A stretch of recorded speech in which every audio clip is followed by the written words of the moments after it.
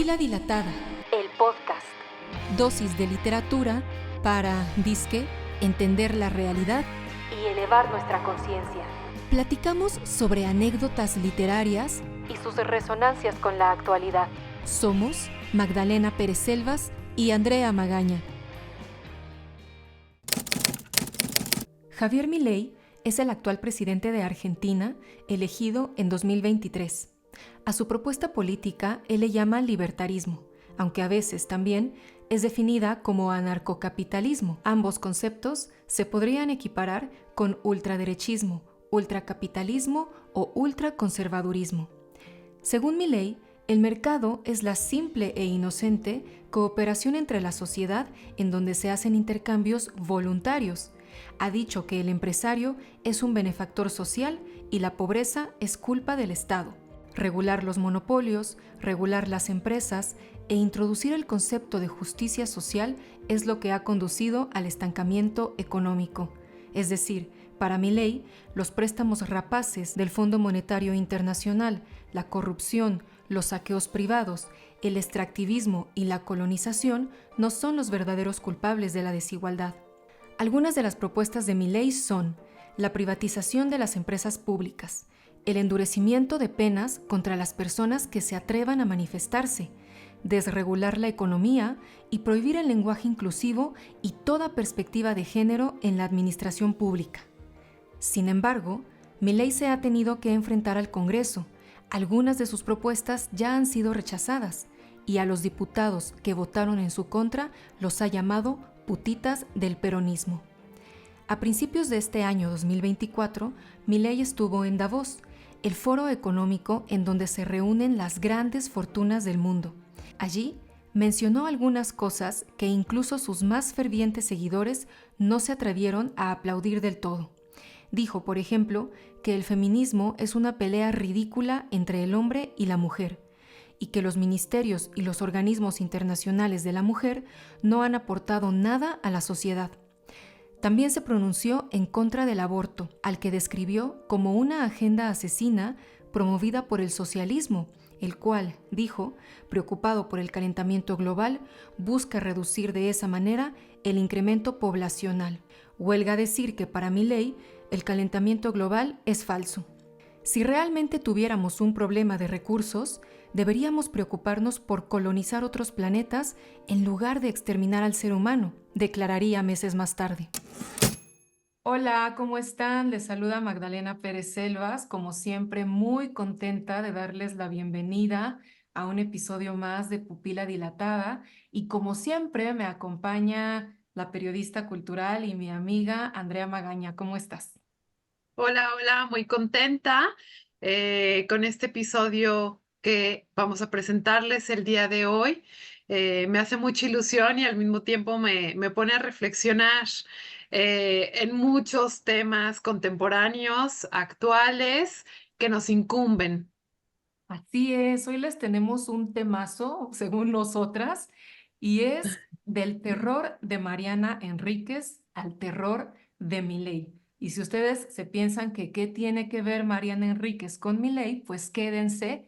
Y para esto, para ilustrarnos sobre el tema coyuntural, para platicar de Milei, de Argentina, qué está pasando, quién es este personaje, invitamos a Pablo Rojas, quien es doctor en estudios latinoamericanos y un querido colega. Él trabaja conmigo en Goya, el periódico estudiantil de la UNAM. Fue así como nos conocimos y es así que le invitamos a este episodio. Bienvenido, Pablo, ¿cómo estás?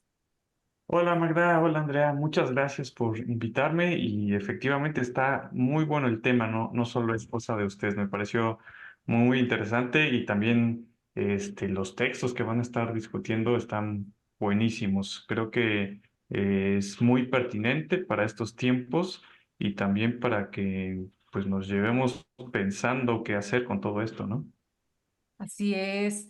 Ya escucharon de entrada ustedes una cápsula, más o menos quién es Milei y qué hace, de qué se trata. Em, pero bueno, hay que voltearlo a ver y tiene ahí un entretejido con Mariana Enríquez porque ella es una autora argentina, que es por ello que la usamos de pretexto para voltear a ver este país y su situación política. Y ella además es periodista y ha usado, digamos, la situación, pues sí, de alguna manera terrorífica que ha vivido Argentina, específicamente con las dictaduras, para tocar algunos temas en su obra literaria. Y yo digo que Milei también tiene algunas cuestiones terroríficas, como esto de privatizar todo, prohibir el lenguaje inclusivo, borrar y quitar del mapa los ministerios de la mujer, no cree en el cambio climático, la inflación a tope. Y Mariana Enríquez, pues como les digo, como ella misma voltea a ver mucho la coyuntura o la historia de Argentina, pues ha dicho que seguramente Milei le servirá en algún futuro como un personaje de espanto para su obra. Entonces, pues estaremos platicando de esto. No sé si quieras comentar algo, Andrea, antes de que le hagamos preguntas a Pablo. Sí, porque justamente para este episodio, o sea, yo había escuchado lo que creo que la mayoría sabemos un poco de Milei, que ganó estas elecciones, la situación que está sucediendo en Argentina, el temor que tienen los argentinos, pero también algo que a mí me llamaba muchísimo la atención es que haya quedado un presidente en Argentina de la extrema derecha, podríamos decirlo así, y que también ellos no reconocen la parte, o más bien minimizan lo que sucedió en la dictadura. Y creo que también es un tema importante, no solamente Milei, sino su gabinete minimizan lo que pasó en la dictadura, no reconocen como toda esta parte que es algo muy fuerte para los mismos argentinos y algo, como ya bien decías, Magdalena, que Mariana Enríquez retoma dentro de su obra, ¿no? La dictadura argentina. Entonces, Ujú. nada más ese es como mi comentario, pero yo se lo dejo al experto, a Pablo. Sí, vamos a escucharte, Pablo. Lo primero que te queremos preguntar es que nos cuentes muy someramente, porque es una historia larga, pero para la gente que no la conozca, cuéntanos un poquito de los vaivenes políticos de Argentina. Han atravesado dictaduras horribles, sangrientas, después gobiernos más o menos que pudiéramos describir como progresistas, como son el peronismo y el kirchnerismo, pero también gobiernos muy neoliberales y ahorita esta cosa de Milei, ¿no? Entonces, cuéntanos un poquito de la historia de Argentina. Pues miren, Argentina es uno de los países, punto de vista, más interesantes y con más vaivenes. A veces no se sabe si la historia es una novela o si la novela es historia. Y pues todo comienza para poder encauzar esto a partir del peronismo, pero ese peronismo del siglo XX, con un personaje bien importante que es Juan Domingo Perón, y que él plantea una ruptura en el esquema político. Allí no se conciben como izquierdas y derechas, sino como peronistas de izquierda y peronistas de derecha. El problema es que en los momentos de sucesión, de vaivenes, cuando dan los primeros golpes de Estado post-Perón, pues todo se rompe. Y al igual que en toda América del Sur, pues comienzan las dictaduras. Esta dictadura que encabeza el general Videla, y que bueno, ¿qué se puede decir de eso? Los asesinatos, las masacres, las desapariciones, las personas que aventaban de los aviones, los vuelos de muerte, y bueno, al mismo tiempo resistencias combativas muy importantes como la de las abuelas y las madres de la Plaza de Mayo, que en plena dictadura empiezan a buscar a sus nietos, a sus hijos, a sus sobrinos, en las cárceles, a pesar del miedo, a pesar de la represión tan brutal. Y bueno, tienes estos dos campos, por un lado el autoritarismo férreo y por el otro lado una resistencia sumamente combativa. Yo, pues las veces que he podido visitar Argentina, pues me impresiona, ¿no? La cantidad de gente que milita, que participa políticamente, que va a las marchas, que se está informando. Entonces se formaron en la dictadura al calor de la represión, y por eso como tanta festividad, tanta tradición de lucha y demás. Bueno, a finales del siglo XX y principios del siglo XXI, pues cambia la cosa. El neoliberalismo allá es muy distinto al neoliberalismo mexicano, pero pues con Carlos Menem, con Alfonsín, lo que sucede es básicamente el mismo cuento, ¿no? La privatización de las empresas paraestatales, dejar todo en manos del mercado. Y eso genera una crisis brutal en 2001, que es, digamos, que el punto de quiebre del siglo XXI. El dinero ahí no valía nada. O sea, imagínense, la gente apilaba sus billetes así en cerros, y los quemaba en señal de protesta. Es decir, el dinero que yo tengo no vale nada, es igual que basura y lo puedo quemar. Y desde entonces, pues hay una algidez de la movilización que permite que llegue a la presidencia Néstor Kirchner y después, posteriormente, su pareja, que es Cristina Fernández Kirchner, y que ambos, en sus respectivos gobiernos, bueno, después Néstor fallece y Cristina queda al mando, pues instauran una lógica progresista desde el peronismo, que permite pues difundir programas sociales que ayudan a mucha gente, disminuir los índices de pobreza, de desigualdad, y demás. Sin embargo, pues no logran revertir ni la corrupción, por un lado, ni tampoco pues esquemas estructurales de la economía argentina, como la inflación. Y bueno, la economía argentina lleva años en recesión, años en inflación, las cosas allá son muy, muy caras. Y bueno, cuando llega el gobierno de Alberto Fernández, después del conservador Mauricio Macri, bueno, tampoco es que pueda hacer gran cosa.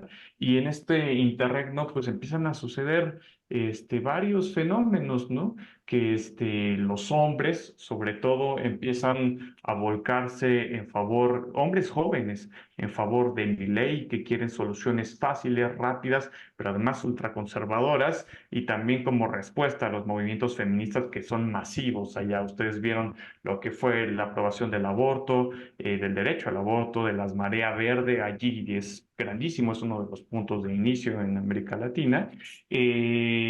Y bueno, digamos que esto es que estamos viendo en el gobierno de Milei es una respuesta ultraconservadora a este avance progresista.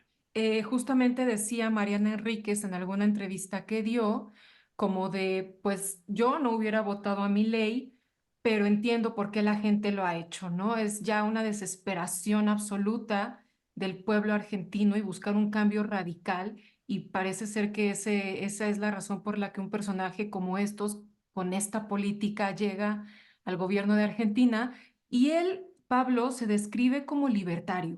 ¿Qué es eso del libertarismo? Cuéntanos.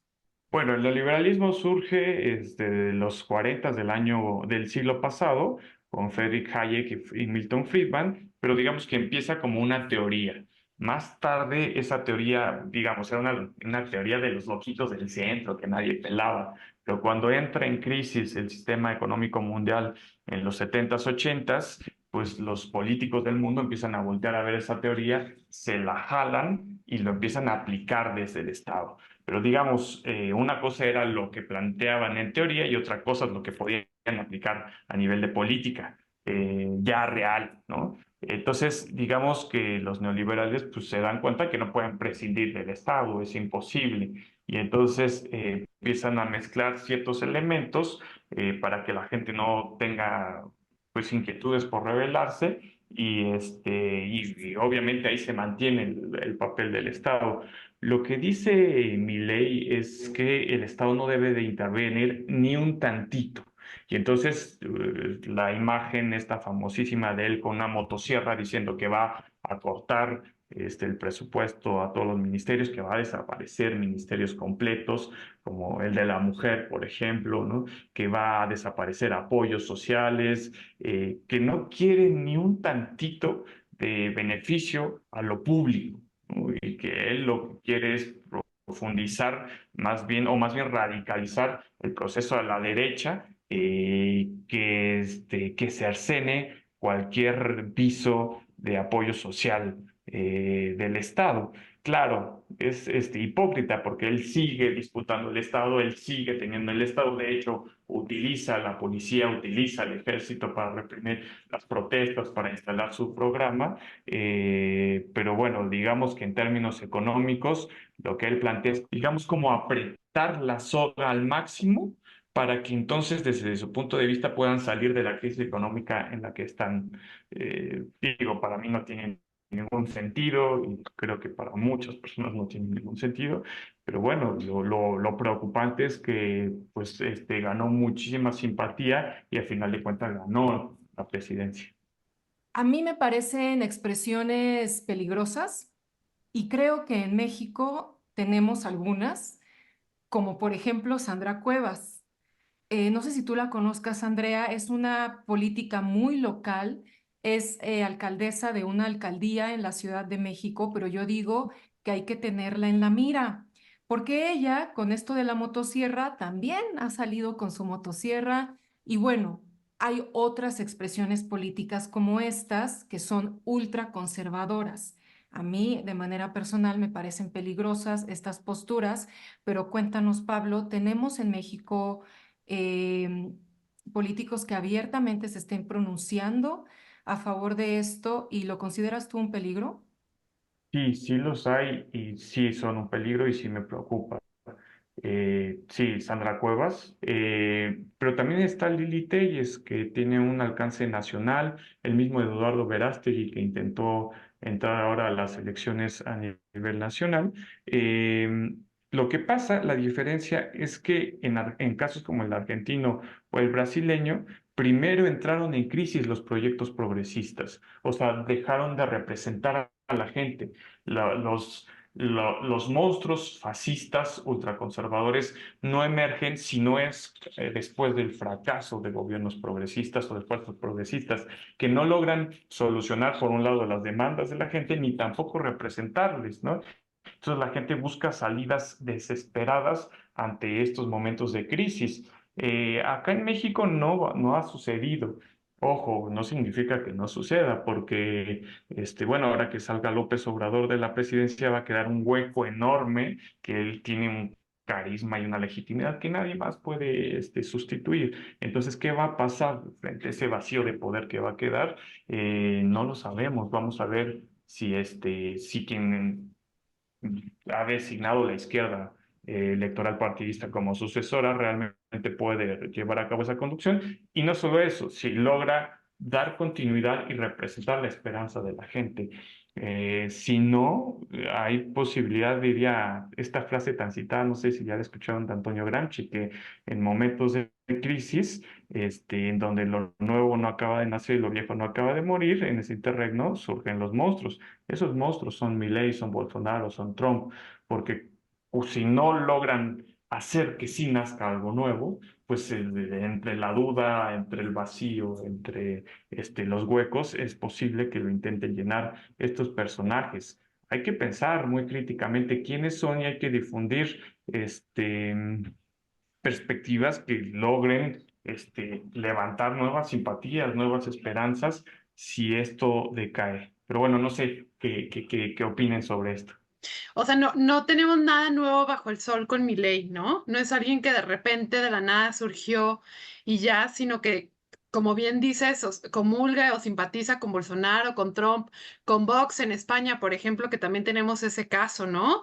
Eh, y que en realidad Argentina va a terminar siendo pues un laboratorio, por decirlo así, de prueba y error, y Milei, pues todo lo que está proponiendo en la parte económica y en el desarrollo, pues obviamente también es una prueba, o sea, no es algo que ya se ha llevado a cabo en otro país, ¿no? Tal vez de unas maneras distintas, por ejemplo, lo tenemos también con Chile, ¿no? Y con toda esta parte del neoliberalismo que se llevó a cabo y las consecuencias que tenemos, es decir, no es algo nuevo, es algo que sí hemos venido y que se ha venido desarrollando a finales del siglo XX, principios del siglo XXI, pero que justamente, como bien dicen, es algo que tenemos que observar también hacia México.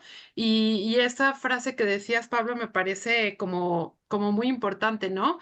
Que cuando hay, y yo quisiera como tal vez decirlo como cuando hay ambigüedad, cuando no hay una claridad, pues surgen estos monstruos y surge esta parte del terror y pues la parte ultraconservadora, que a mí me sorprende también que en Argentina con esta parte que están quitando, la parte de la inclusión, el Ministerio de la Mujer.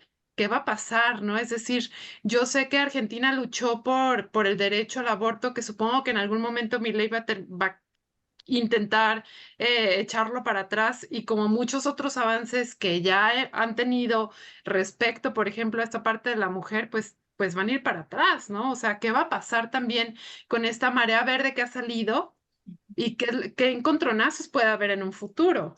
Ujú. Y que de Argentina inspiró al mundo, ¿no? Definitivamente. Sí, sí, como bien dicen, hay un montón de expresiones en el mundo de estas ultraconservadoras que a mí me suenan fascistoides, pero por alguna Ujú. extraña razón ellos están diciendo que los autoritarios son los otros. Entonces, al mismo tiempo, el mundo está pasando por un momento de desinformación, de noticias falsas, la gente está muy confundida. Y he ahí, ¿no? He ahí el peligro. No sé si tengas alguna pregunta para Pablo, Andrea, o nos quieras comentar algo más, Pablo. En mi caso, Pablo, estuve viendo algunos videos porque pues no me considero como muy preparada en el tema, ¿no? Es algo que sí creo que los ciudadanos deberíamos estar muchísimo más informados, investigar más, pero en estos videos que te va saliendo como el streaming y las sugerencias, me salió un video que justamente López Obrador hablaba que esto nos pasó en el 94 con la crisis y con la parte del FOAPROA, ¿no? Y del rescate como de los bancos, y que es algo que justo también, pues Milei ya anda haciendo como estos movimientos, es decir, creo que nosotros incluso en el pasado ya vivimos como todos estos cambios y transformaciones y que traemos ahí cargando deudas que vamos a terminar de pagar hasta el 2070, o sea, nuestros nietos y bisnietos van a terminar de pagar y que es algo que de repente no tenemos esta conciencia, no sé sí ando como ahí pateando el balón por otro lado, pero es algo que me llama muchísimo la atención. Sí, también decía él algo muy cierto, que decía, ya pasamos esto con Salinas, ¿no? Y no es descabellado. Hay matices, ¿no? Con Salinas había otro tipo de autoritarismo y era otro el momento del neoliberalismo. No era sí, había una radicalización neoliberal, pero no era este tipo de neoliberalismo. Es que este es otra cosa, es una cosa completamente descabellada que apela a la mentira, que apela a lo grotesco, que apela a lo más irracional y animal de nuestras mentes, ¿no? Eh, que, que nos lleva a un punto donde bien decían ustedes, ¿no?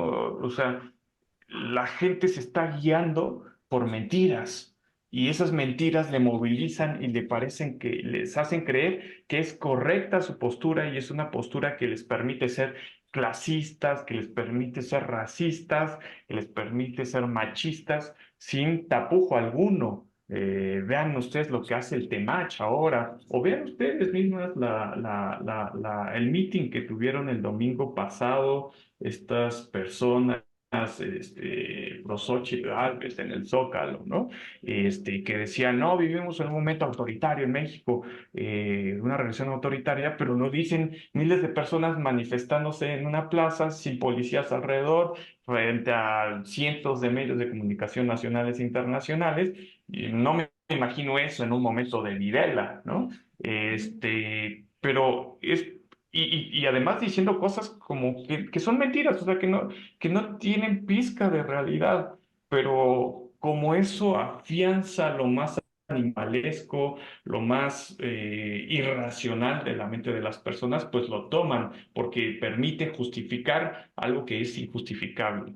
Y en ese sentido, claro que van para revertir las conquistas del movimiento feminista, las conquistas de los pueblos indígenas, las conquistas de los movimientos populares de las últimas décadas. Es por eso, es una reacción directa. Hay una lógica, las oleadas sociales, pues son como tratar de hacer avanzar la historia hacia cierto rumbo. Y si bien la izquierda intentó hacer avanzar la sociedad hacia un lugar un poco más igualitario, más justo, más empático, lo cierto es que tampoco lo ha logrado del todo porque se ha movido en los márgenes de lo ya establecido y lo ya establecido pues finalmente pues juega traicioneramente, ¿no? El terror del que habla la autora es un terror que permite emerger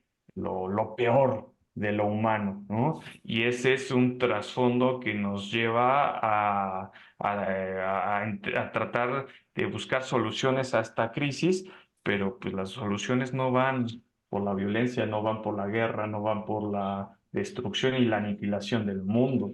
La solución tiene que ir por vías que apuesten a lo colectivo, a la esperanza, a salvar el medio ambiente, tantas otras cosas que están ahí en juego.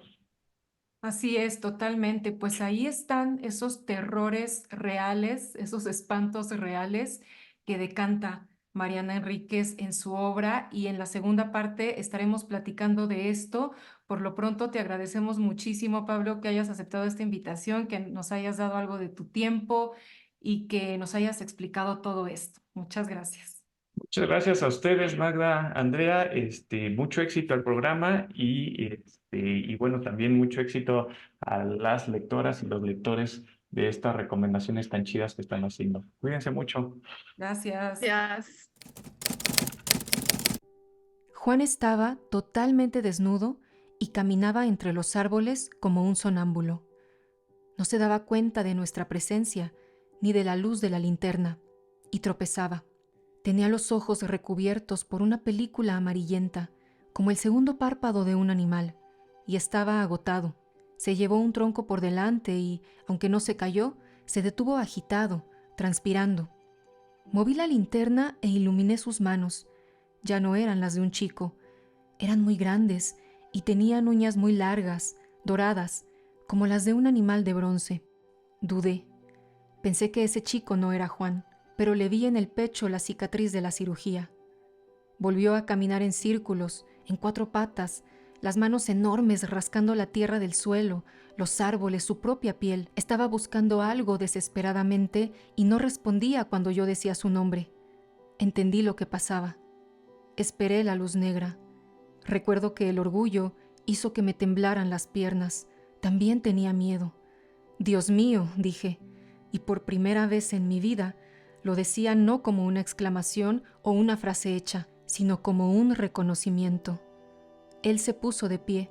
El cuerpo delgado y demasiado alto de Juan estaba rodeado de lo que parecían insectos, muchísimos cascarudos o mariposas negras, zumbando, más oscuros que la oscuridad de la selva. Hizo algo muy sencillo cuando la negrura empezó a rodearlo. Extendió los brazos y juntó las manos, palma contra palma, a la altura de su pecho, como si estuviera por arrojarse al agua. El silencio era absoluto. Osman enmudeció. Ni un insecto, ni una hoja, ni el viento, ni el río lejano. Nada. El silencio y esa película oscura que recortaba a Juan. Una línea de sombra a su alrededor. Todo me hizo saber que algo cambiaba y que el cambio era terrible y maravilloso. Bueno, pues ahora sí, vamos a entrar de lleno con Mariana Enríquez, con esta escritora argentina que yo la considero como una rockstar, porque donde sea que vaya Mariana Enríquez, las personas están ahí, tiene muchísimos fans, tiene seguidores, es bastante activa en redes sociales, nos comparte sus lecturas, sus opiniones, incluso políticas, por eso justamente va muy ad hoc, ¿no? Del terror de Mariana Enríquez al terror de Milei. También ella continuamente pues está compartiendo sus lecturas, la música que escucha, es decir, Mariana Enríquez está presente, y no solamente por su movimiento en las redes sociales, sino también obviamente por lo que escribe y porque su literatura, a quienes la hemos leído, no conozco a nadie que diga no me gustó lo que escribe Mariana Enríquez, sino todo lo contrario, me considero fan, me encanta, ¿qué más puedo leer de ella, no?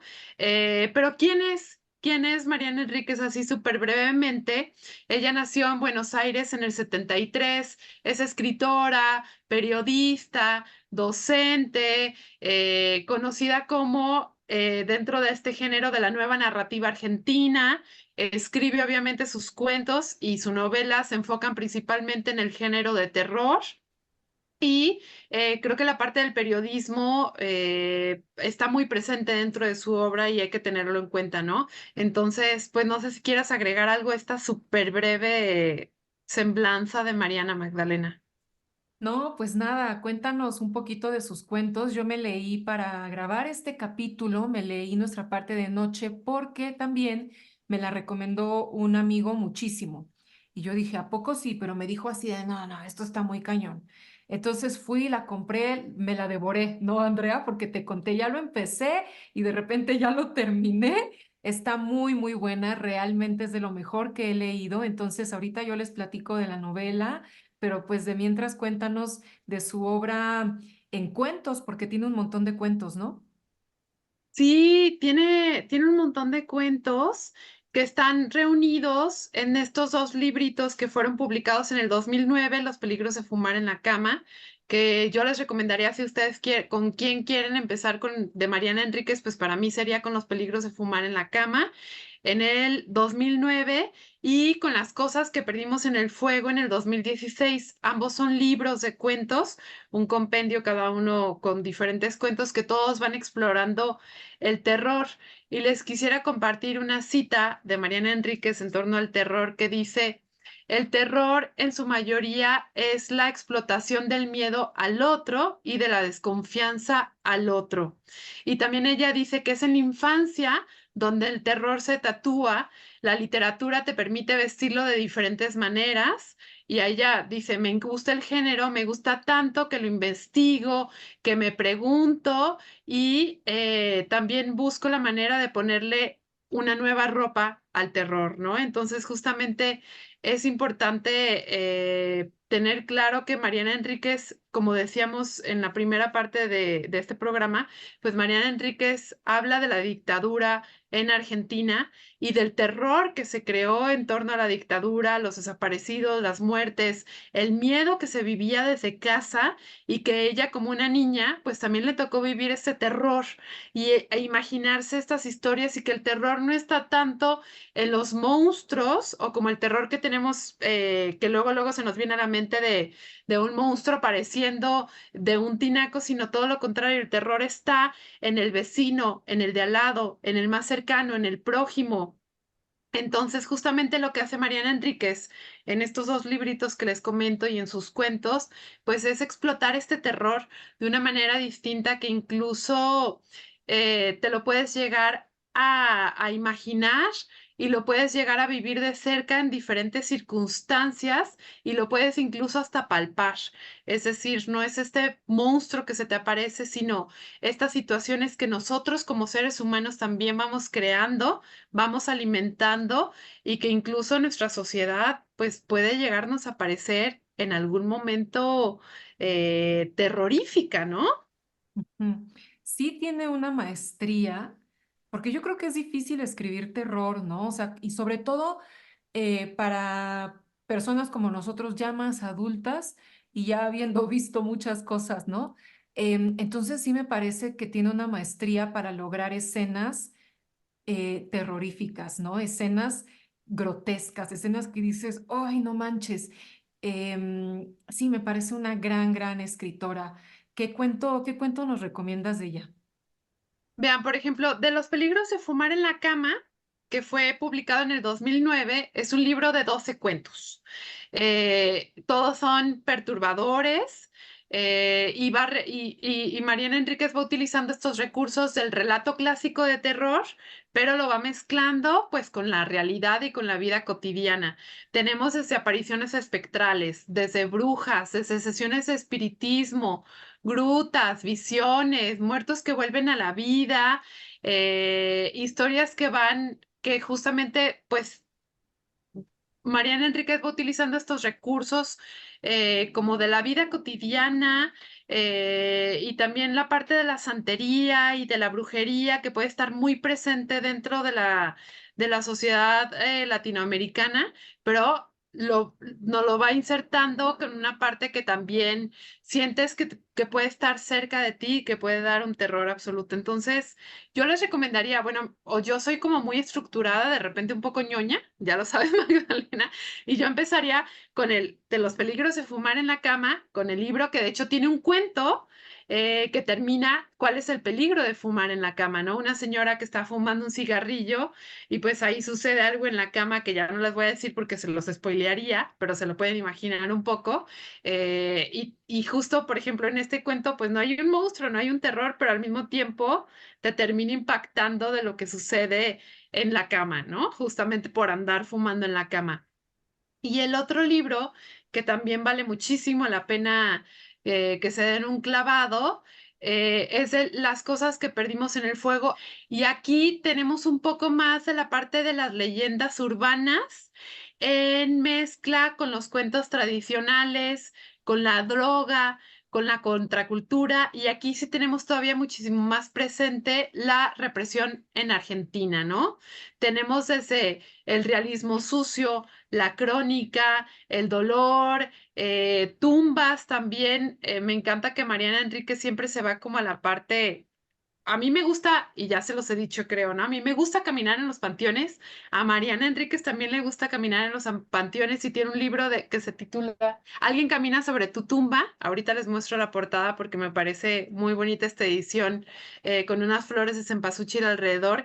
Y por ejemplo, en este libro de Alguien camina sobre tu tumba, pues nos va narrando a la ciudad que ella visitaba, iba a su panteón, ¿no? Entonces, si venía a Guadalajara, vino al panteón de Mezquitán, donde está mi bisabuelo, y fue al panteón de Belén, que también es un panteón que a nosotros como tapatíos nos encanta ir y visitarlo, y hay leyendas, y nos va diciendo, bueno, en este panteón de Belén hay una leyenda de un niño que murió muy chico y las personas van y le llevan juguetes y luego los juguetes van desapareciendo, ¿no? Entonces, podemos ir y podemos visitarlo y también en el Panteón de Mezquitán, por ejemplo, dice, no, pues un perro negro se me apareció. ¿Qué leyenda hay detrás del perro negro?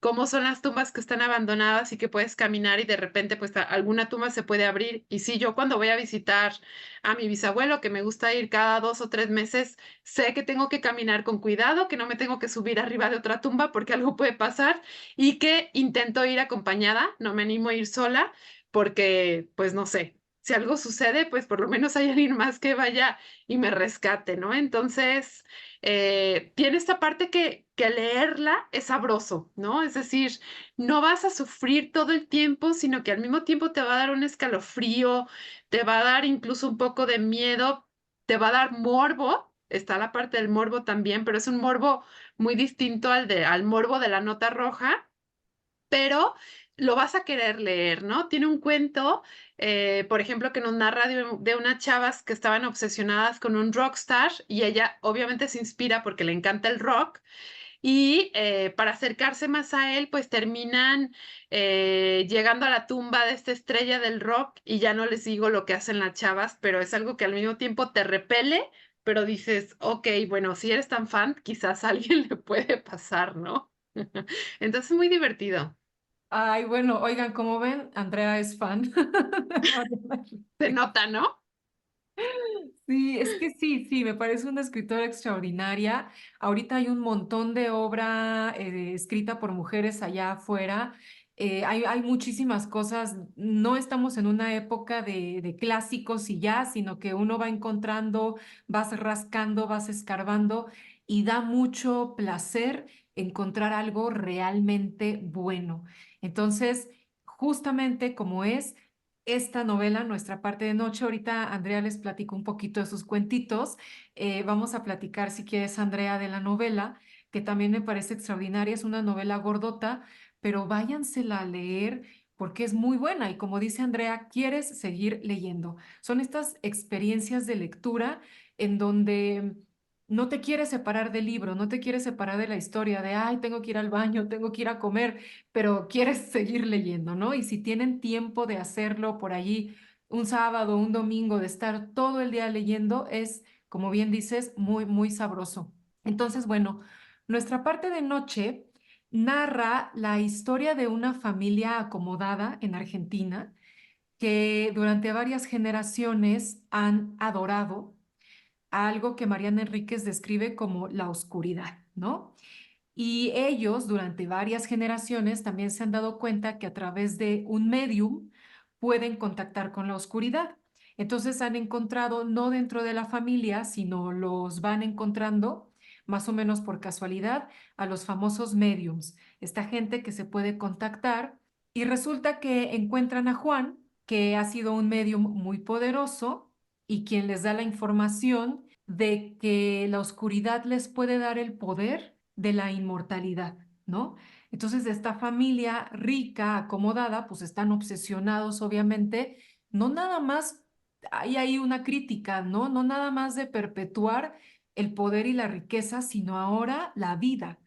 Entonces, la oscuridad les ha dicho que pueden lograr la inmortalidad pasando la conciencia de un cuerpo a otro. Entonces, saben que de Juan a su hijo es uno de esos ritos que quieren realizar. Obviamente esto implica que el hijo sea sacrificado y esto es lo que cuenta la novela. La relación entre Juan y Gaspar, el hijo, y un poco las vicisitudes que van a pasar. Esto que les acabo de contar, se los conté de manera muy lineal, pero algo que me parece muy interesante, Andrea, no sé qué opines, es que la novela no está contada de manera lineal, sino que va y viene en el tiempo. Entonces empieza, sabemos, por ejemplo, que Rosario ha muerto, pero no sabemos muy bien bajo qué circunstancias, y Rosario es la esposa de Juan, la mamá de Gaspar. Entonces ahí ya hay como un primer misterio. Después hay una parte en donde vemos a Gaspar adolescente en interacción con sus amigos y es como una parte perturbadora porque ves adolescentes que pasan por cosas medio de espanto, casas que tienen puertas que llevan a otros lugares y escenas bastante fuertes que describe Mariana Enríquez. Ahorita les cuento, les contamos de algunas. Hay otra parte que es donde vemos a Rosario viva y que esta parte me gusta mucho porque es la única que está escrita en primera persona. Y Rosario cuenta cómo su familia encuentra a Juan, cómo se conocen, cómo se enamoran, cómo conciben a Gaspar. Y es la cápsula que ustedes escucharon en esta segunda parte, viene precisamente de esta parte de la novela. Después vamos a ver unos relatos de una periodista que es donde Mariana Enríquez toca totalmente el tema social. ¿No? Vamos a ver que esta periodista encuentra una fosa común cerca de la casa de la familia de Rosario, esta familia que adoran a la oscuridad. Dice Mariana Enríquez, los crímenes de la dictadura eran muy útiles para la orden. La orden es esta familia más los miembros seguidores de la oscuridad. Proveían de cuerpos, coartadas y de corrientes de dolor y miedo, emociones que resultaban útiles para manipular. Entonces, la familia usa las fosas comunes de la dictadura para ellos mismos ahí arrojar los cuerpos que están utilizando para sus ritos demoníacos. Y también dice Mariana Enríquez, no hay ningún detenido, ni lo habrá porque en el país rigen las leyes del perdón para las Fuerzas Armadas. Las víctimas tendrán identificación, pero no tendrán justicia. Ahí está la voz de la autora, ¿no? Y bueno, finalmente la novela va a transcurrir a ver a Gaspar ya crecido, ya adulto, y lo que va a acontecer allí. No les conté ningún spoiler, nada más como que quise ir y venir en el tiempo para que vean cómo está estructurada la novela para contarnos esto que al principio les relaté. Y creo, Andrea, que tiene escenas impactantes y ahí es donde está el terror y la sutileza de escribir terror.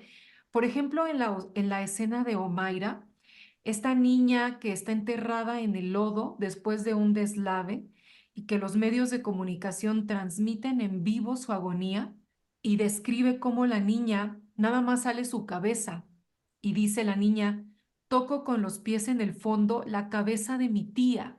O sea, la tía ya estaba enterrada, muerta, la niña nada más sale su cabeza y con sus pies está sintiendo la cabeza de la tía y es una escena que se transmite por televisión y que una de las amigas de Gaspar va a soñar el resto de su vida.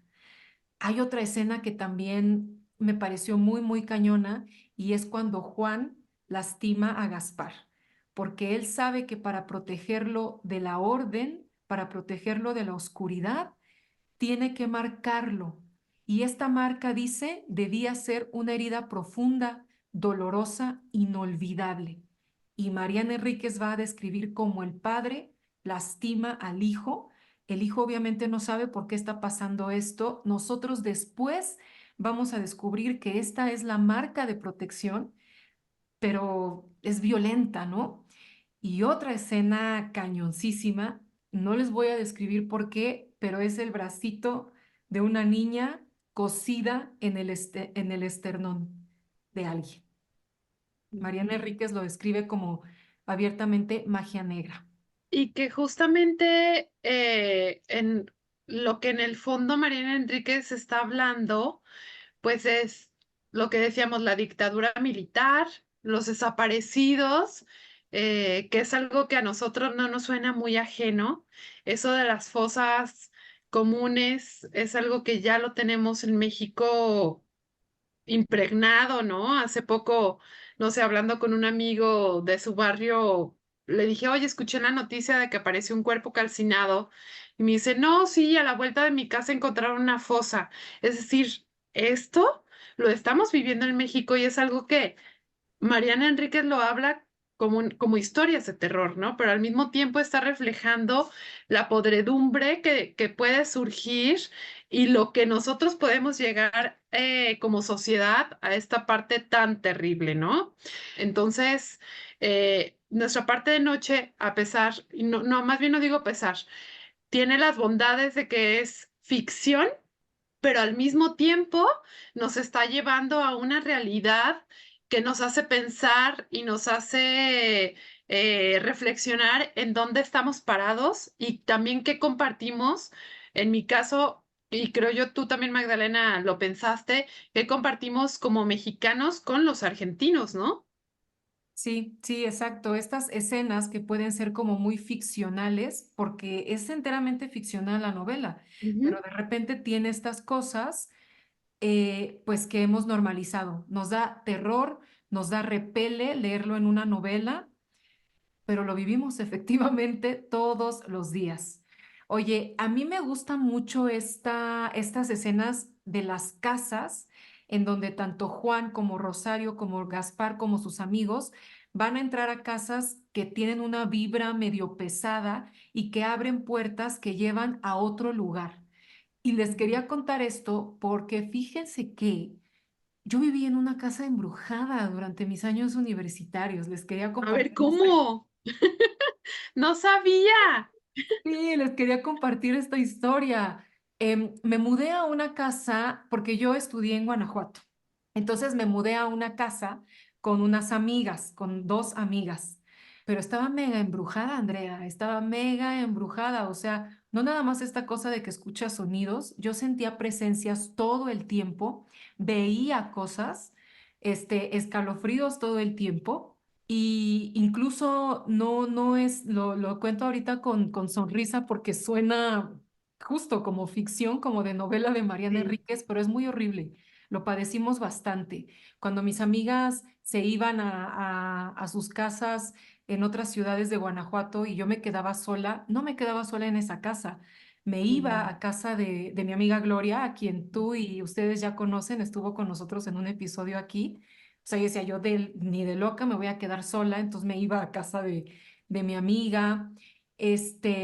Pero sí pasaban cosas muy horribles. Una de las amigas con las que vivía incluso empezaba a tener fuertes estados de ansiedad, se empezaba a lastimar, o sea, estaba muy, muy horrible. Ujú. le hicimos una limpia a la casa que finalmente ya no supimos si fue una limpia o al revés, ¿no? Si la persona que llegó más bien nos la embrujó más, dejó algunas plantas en los cuartos de mi amiga que les comento, en el cuarto mío. Entonces, pues nos quedamos como de esto es una limpia o es el rito satánico, ¿no? Finalmente Ujú. decidimos barrer todo. Yo ponía sal en la entrada de la puerta porque ya ven que dicen que la sal repele a los demonios, ¿no? Entonces yo ponía sal, se colaban los gatos en la casa. No, no saben lo horrible que estaba. Entonces finalmente decidimos mudarnos, ¿verdad? Básicamente. Wow. No, ¿y cuánto tiempo estuvieron ahí viviendo? Pues menos de un semestre. Yo creo que llegamos y al final nos fuimos, ¿no? Ya para iniciar el siguiente semestre no regresar allí. No, pues literal, qué terror. Sí, Yo sí. también, yo crecí en una hacienda, que creo que también ya se los había compartido, y siempre me dijeron, cuando iban personas de repente así de, oye, vi esto, vi lo otro, yo nunca vi nada. Una vez sí escuché ruidos, pero nunca vi nada y nunca tuve miedo, como que yo andaba muy por la vida muy a gusto y hasta decía, bueno, si están, que me saluden, pero nunca supe qué fue lo que vivir con el terror, ¿no? Justamente, y con un pánico continuo y terrible. Algo que me parece muy interesante también en Mariana Enríquez es que justamente ella retoma como esta herencia de lo gótico, lo inglés. Por ejemplo, la orden surge de la tradición ocultista británica y ella lo dice así porque es bastante glamurosa, me gusta mucho estéticamente, hay mucho material porque está muy mezclado con los mitos y es un sistema extraño, hay cierto balance de poder entre hombres y mujeres y las mujeres podían tener acceso al poder. Y también la relación que nos habla con la Santa Muerte, justamente por la zona en donde creció Mariana Enríquez y la presencia, por ejemplo, de la Santa Muerte y de la santería, lo podemos ver en sus cuentos. No sé si alcancemos Magdalena, pero les quiero compartir un cuento muy brevemente que es mi favorito, que se titula El destierro de la Angelita. Está en Los peligros de fumar en la cama en el libro. Se los recomiendo que vayan y que lo lean porque nos habla justamente de esta parte del terror, pero cómo un ser que está invadiendo a una chica, que es la hermana menor de esta familia, y cómo empiezan a investigar qué era lo que pasaba, que era un terror que la paralizaba y que no la dejaba hacer ninguna actividad, ni siquiera salir de la casa, porque le daba incluso miedo salir de la casa, pero cuando empieza ella a ver desde dónde empezó esta situación, se acuerda que antes ella no tenía, nunca tenía miedo, y quien tenía un miedo terrorífico era su hermana, su mamá y su abuela. Entonces, en esta investigación se da cuenta de que ahí, y ya no les voy a decir para no spoilear, pero esto tiene que ver con la santería y con pasar entes y seres de un cuerpo a otro, que creo que luego también lo vemos en nuestra parte de noche. Entonces, vayan y lean. Perdón, este cuento era el aljibe, el que les acabo de contar era el aljibe, me confundí de título. Se titula El aljibe y el desentierro de la Angelita es un muerto que está siguiendo a una chica y es un angelito, una niña chiquita y también, o sea, te lo cuenta que tú dices, ¿cómo un muerto, una niña, un bebé muerto va a seguir pero te lo crees por cómo te lo narra, ¿no? Entonces, este es el segundo cuento que les recomiendo. El primero era el aljibe y este segundo es el desentierro de la Angelita. Pues eso, vayan a leer a Mariana Enríquez. Vale muchísimo la pena, de verdad, como todo lo que les recomendamos aquí. Y asómense a lo que está pasando en Argentina, porque creo que tiene grandes lecciones para nuestro México contemporáneo, para nuestra propia historia, para nuestra propia sociedad. Este, Mariana Enríquez apela precisamente a estos miedos, a estos terrores, pues si de repente paranormales, también muy reales. Entonces, ¿cómo esto, no? Nos permite de repente asomarnos a otras cosas, pues es lo que hacemos aquí en Pupila Dilatada, con el objetivo simplemente de aprender más, de crecer más, de observarnos, de reconocernos y por supuesto que en ese proceso pues esté siempre el disfrute. Así que pues muchísimas gracias por habernos escuchado. Muchas gracias, Andrea, por estar aquí nuevamente, por tu entusiasmo y nos vemos pronto. Gracias. Si te gustó este episodio de Pupila Dilatada, compártelo. También te invitamos a que nos sigas en redes sociales. @soy Magdalena y @la tertulia de Minerva.